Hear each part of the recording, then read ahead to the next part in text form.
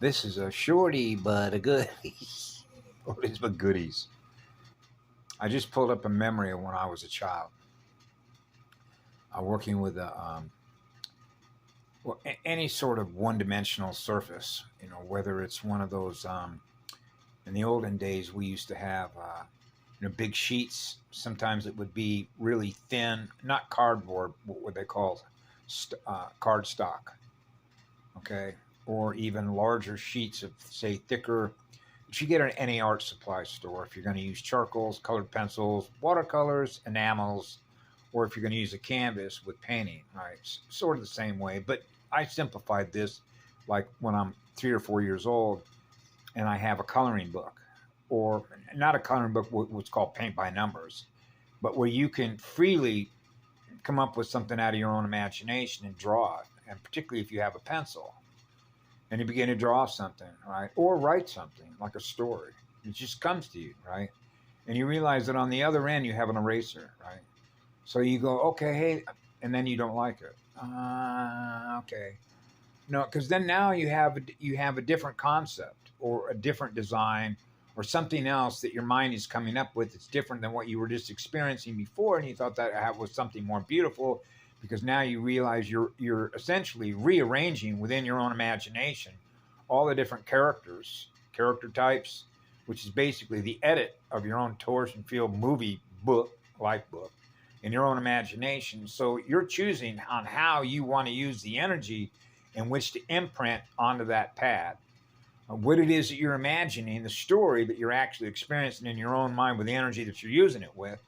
And then if you're not happy with that, because you have the power to do that, to change it, because of how much love you have in your heart for the power that you realize that you do have to change it, using an eraser.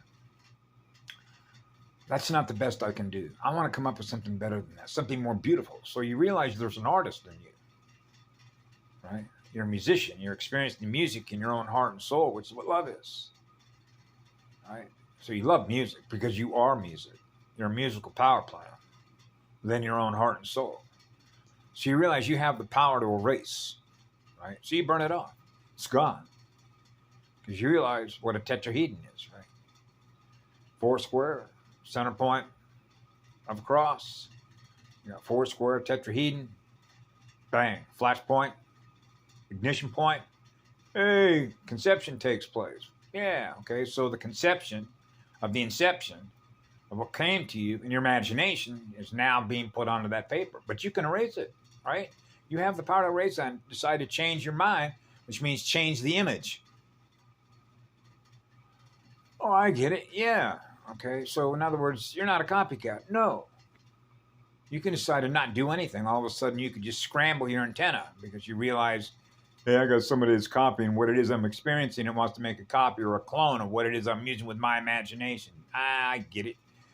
So you imagine you're 3 or 4 years of age and you realize that. Because you're in a war game. It's gaming. Because it realizes it can't do that. Okay? It can only make a copy of what we make out of our own original sound magicians. Sound magic, which is love magic, which is love creation magic. Because love naturally does no harm. So this is how, when you're a child, you can measure the terrain on the copycats, the clones, robots, because you're reading the operator who's running the software here. Do you know? Yeah, you're making a scale measurement in energy, which basically is the actual spin rotation of their magnets.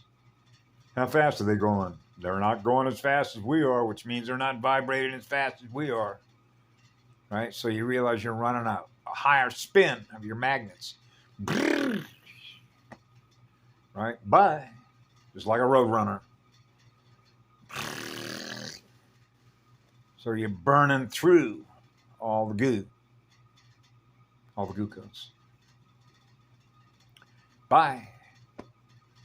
Who wants to experience that? Bye. Who wants to experience that? Bye. Just burn right through it, right? I'm going to go down and be with Mama in the ocean all day.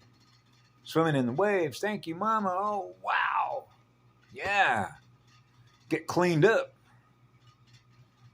Yeah, spend the day up down the beach with your feet in the sand all day. Yeah, with all the quartz crystals. That's why I love the beach. Particularly the water down here. You go dive off the end of that boat ramp down here at Lompoy Point. Oh, man, is that powerful. Powerful frequencies. Now, all you got to do is look at it and you know that. That's a reflection of what you're experiencing in the water. The water is communicating with us. Our antenna. Okay? That's why the humpback whales birth their calves there. Do you think a humpback whale, as intelligent as a humpback whale is going to give birth to their calves in dirty stuff? Contaminated zones? No. Would you? Now we're back to when I was 13, 14 years of age, and we were deciding on whether or not you wanted to bring another soul and a spirit into a place that is a contaminated zone. Well, it's quarantined. Well, do you want them getting goo on them? Whoa. See? As in 3. C3PO. We're PO'd. Remember PO'd? I'm PO'd. They stink. They stink. Yeah, they stink, don't they? Yeah. They stink. I know. Dr. Sebus covered that, by the way. And now you get to understand the true meaning of being a flower. Whoa.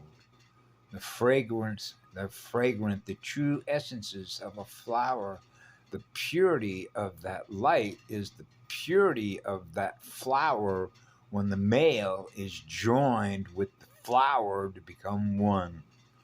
Now they're running hot, which is the purity of the light, which is living light with a living spirit that is burning up all the goo that stinks to high heaven. No, it doesn't get up the stairway of heaven. And that's what a burn-off is, right? Burning off the goo. That song, Burning Down the House. The house, a Deadwood house. Deadwood, Montana. And it is funny, by the way. Actually, it's not a coincidence that Kim Go-goon said the other day, I don't know when she recorded it. Could have been last year for all we know. Time travel, anyone? Do you know when that video was made? For certain? No, I mean for certain. Were you there with her as that was being recorded? Right? But she did mention something, didn't she? About what? Glacier National Park. And it just, you think it was a coincidence that I was in Glacier National Park this last year? When was that, Mama? June, I believe it was. Yeah, June. What, the last week, second week, and third week in June? Before I headed down and had a prompt. It's called a direction finder. You know what a compass navigation system is, right? Hey, head to Yellowstone. Be there by July 5th. Right?